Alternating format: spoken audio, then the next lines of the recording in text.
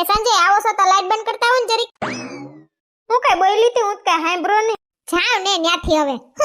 ખાલી લાઈટ બંધ કરવાની કીધી તી તોય દાખલો પડે. આગા હું માર પાસે બોલાવતા નહીં મને. બધાને દાખલા તો બહુ પડે. ફટરેગાન ઠેકડો મારીને સડી ગયા જો ને. સોનલ ને માર મોબાઈલ નું ચાર્જર હશે જરીક લેતી આવજો.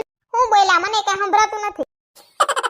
સંજય સોનલ तड़पाओगे तड़पा लो हम तड़प तड़प कर भी तुम्हारे गीत गाएंगे.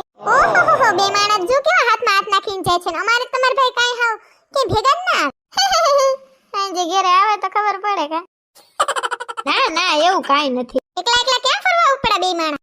કાઈ ની રક્ષાબંધન ની રાખડી બંધાવા જાય છીએ. ઓરે હું જ ગઈ તી ઓન લાલુ નવરો નથી ને કે બેન આ વખતે બાંધી જાને તો છેક સાતમ સુધી રોકાવાના કે શું સોનલ બે. ના રે ના હાય તમાઠમ નું બો કઈ નક્કી નથી આજ ખેરે કે ફરવા બરવા લઈ જાય તો. હા બરાબર બાકી રમસુ જોગાર.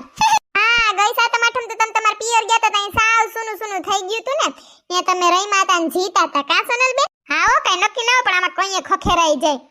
હારું હાલો અમે જઈ આવી એક રાત રોકાઈને આવતા રહી. એ હા આજ વખતે સોનલ બેન ના નણંદ નહીં આવવાના હોય. હા રાખડી મોકલી દીધી છે. તમે જવાના કે નહીં.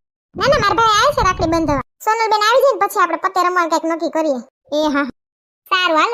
એ સંજય કાજુ કતરીનું ખોખું લઈ લ્યો ને હું વાહલા ગેટેથી થેલો ની બધું હારી નાઈ મૂકી દો ગાડીમાં. એ હા સોનલ બેન હાથે તો નરવા છે અહીંયા સુધી સંભળાય એનો અવાજ.